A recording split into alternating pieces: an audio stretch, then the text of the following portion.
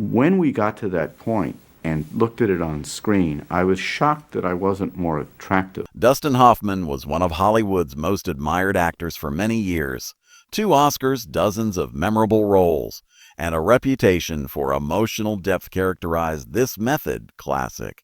However, things weren't quite so polished behind the scenes. Stories are now emerging at 87. Hoffman himself attested to some, while those closest to him at work attested to others. Additionally, they present a completely distinct image, bitter competitions, modification of the onset, the decades-long cold shoulders. Additionally, there were a few instances that went against what most performers wouldn't dare do.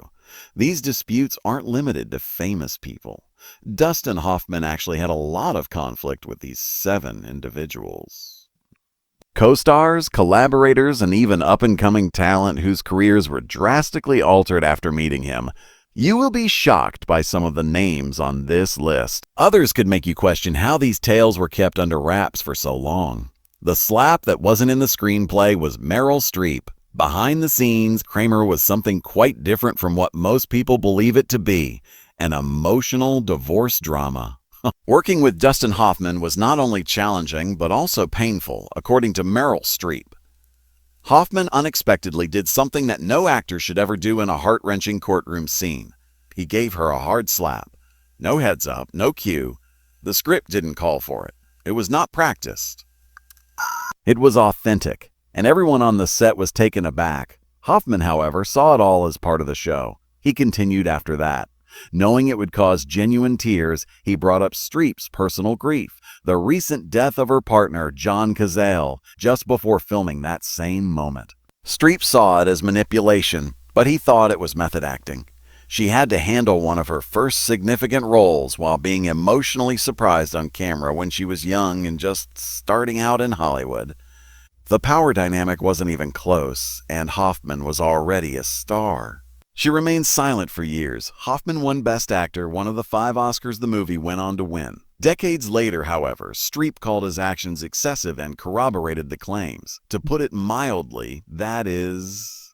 While some continue to contend that it made the performance more realistic, others question whether it was too real. When does behavior turn into abuse? What viewers witnessed on film was unvarnished, poignant, and unforgettable. However, we now know that it had a price, and Hoffman's craving for control continued after that. In fact, the entire production almost collapsed due to his subsequent feud. The filmmaker who nearly left Sidney Pollack. If Tootsie felt disorganized, it was for good reason.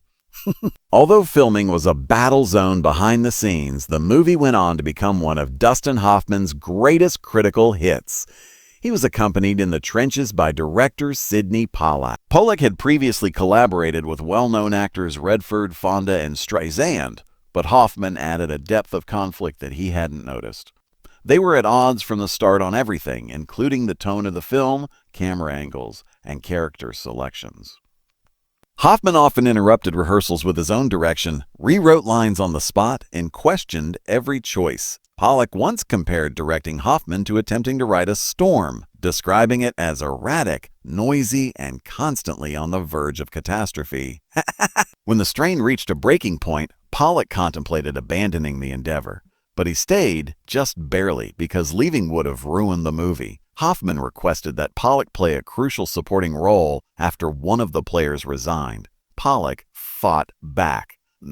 Hoffman refused to accept the fact that he was a director and not an actor. Pollack eventually acquiesced and took on the role of Hoffman's agent, further complicating their already tense relationship. The irony. Some of the best scenes in the movie were fueled by their continual off-camera arguments.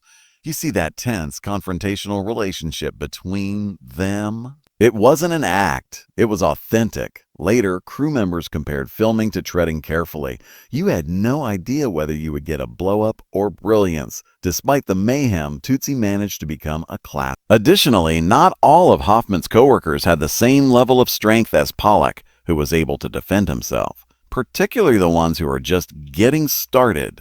The meeting that revolutionized everything. Wendy Reese in the early 1990s. Wendy Reese was a budding playwright who was enjoying the success of a theater performance. It felt like her big break when she was given a meeting with Dustin Hoffman and his producing partner. This was the kind of opportunity that could instantly establish a career as a screenwriter.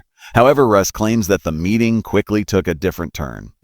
She said that Hoffman diverted the conversation away from her script pitch and into her personal life. According to reports, he made remarks unrelated to the project before proposing that they meet in a hotel to continue the conversation. Risk refused, attempting to dismiss it with a laugh and return attention to the task at hand. Immediately, the tone shifted. She claimed that the pitch was dismissed, the room's energy cooled, and she never heard back. The moment that should have launched her career turned into a quiet dead end, and her script never progressed. The aftermath was the most painful part. In an attempt to gain support, Reese confided in coworkers. "Don't push this," she was cautioned instead. "Dustin Hoffman is here. You will lose." She remained silent for years because she believed no one would believe her, not because she was afraid. She didn't openly tell her tale until 2017. For clarity, not retaliation. To finally explain why her initial Hollywood impetus seemed to vanish in an instant, Reese finally made his TV debut working on series like The Killing in spite of the setback. However, she never forgot how a single encounter with the wrong person might rapidly close a door. In actuality, she wasn't by herself. Other people also had a bad experience with Hoffman. The co-star Terry Garr called him out on several of them much earlier in his career in front of the entire globe. Funny actors were nothing new to Terry Garr. She had collaborated with Francis Ford Coppola and Gene Wilder, among others. However, even she had her limits when it came to Dustin Hoffman on the Tootsie set. Years later, Garr didn't mince words in interviews. Hoffman, according to her, was domineering, draining, and often getting involved in decisions that weren't his. Off camera, she had to deal with a co-star who appeared more interested in directing than acting, even though she was portraying the endearing, struggling actress in front of the camera. She claimed that Hoffman criticized the director's notes, sought to improve her performance, and gave her unsolicited line readings in front of the actors. He seemed unable to control himself. As scathing as ever, Garr called him a pain in the ass. However, the humor was unable to cover up the underlying dissatisfaction. At one point, she made a joke about how she ought to have received a second payment for enduring him. She claimed that behind the scenes, Hoffman seemed to want to claim credit for every moment, even those that weren't his. Garr wasn't scared either. With years of experience in both comedy and drama, she was able to recognize when she was being taken advantage of.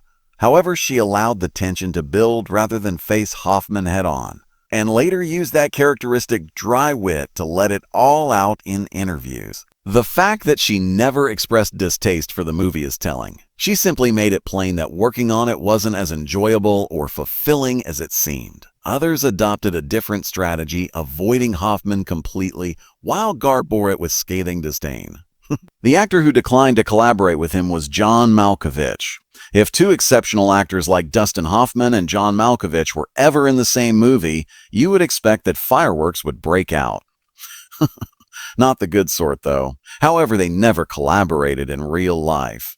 And it's no coincidence. When questioned about Hoffman, Malkovich, who was renowned for his ferocity and savage candor, never minced words. He termed him a bit of a bully in an interview.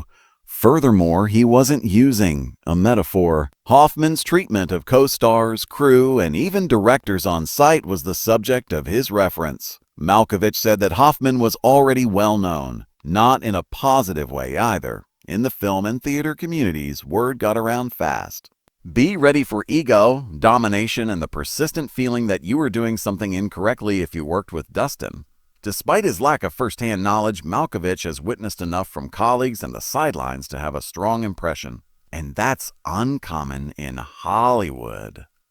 Most actors play nice. Malkovich, not at all. Not that he was gossiping. He was cautioning. All of that, however, was nothing compared to what happened next. A young intern story that would completely upend Hoffman's legacy. Hunter Anna Graham, the intern who never forgot. While working as a 17-year-old intern on The Death of a Salesman production in 1985, Anna Graham Hunter collaborated with Dustin Hoffman, one of her favorite actors. She left with a narrative she would not share for more than 30 years, though, rather than any inspiration. Hunter claims that there were many awkward moments throughout her stay on set. She said that Hoffman regularly made offensive comments around her, making her feel inferior, ashamed, and uncomfortable. Even at the moment, she found something that was dismissed as humor offensive.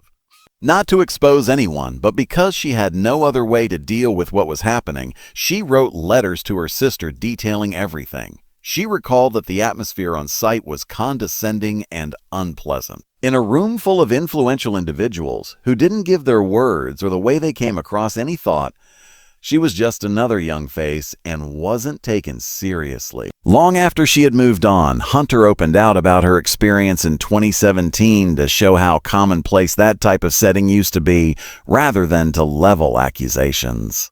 Her narrative was about honesty and how little things can have a big impact, not about bringing people down. Not because the narrative was explosive, but rather because so many people could relate to it, it quickly garnered popularity. A youth attempting to acquire knowledge, trapped in a setting where professionalism was taken for granted and boundaries were hazy.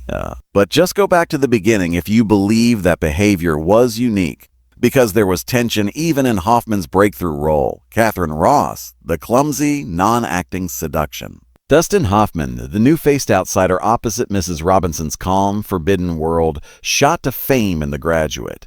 Although the intensity on screen was unforgettable, the backstage operations weren't quite as seamless. Later, Catherine Ross, who portrayed Elaine, said candidly about how odd and awkward it was to work with Hoffman on the movie. She characterized the mood as aloof and frigid, particularly in passages that demanded vulnerability.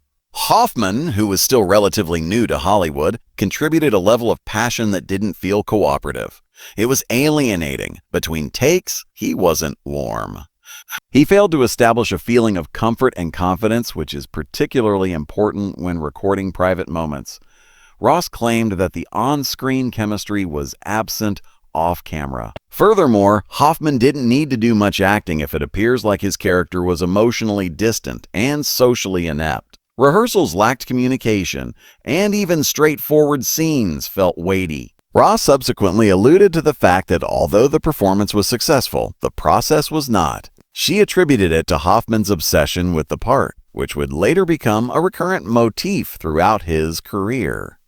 There was a subtle tension that develops when one performer is engrossed in their own process and the other is left attempting to catch up. There were no explosions or high-profile controversies. And the tone for what so many others would go through for decades to come was set by that early estrangement, on-camera excellence. But the discomfort that goes along with it, the tyrant or the genius, there is no denying Dustin Hoffman's career. Few actors can match his reputation for emotional depth, 2 Oscars, and innumerable classic roles. However, there is a trail of tension, unease, and anecdotes that create a far more nuanced picture behind that genius. It's evident that Hoffman did more than just make movies, as seen by Meryl Streep's emotional manipulation, conflicts with directors, co-stars who were tired of his actions, and interns who departed feeling ignored. For better or worse, he left his mark. Some referred to it as dedication to the craft. Some referred to it as ego. Furthermore, his legacy at age 87 goes beyond his performances. It concerns the individuals he clashed with in order to obtain them. Therefore, the question is not only about his greatness. What did everyone else have to pay for greatness? Was Dustin Hoffman an underappreciated genius who pushed the envelope for artistic purposes? Or did he simply push too hard, too frequently? Please share your thoughts in the comments section. Please remember to like, subscribe, and click the bell if you would want to see more unseen tales from the golden age of Hollywood. We are only beginning to uncover the reality behind the icons.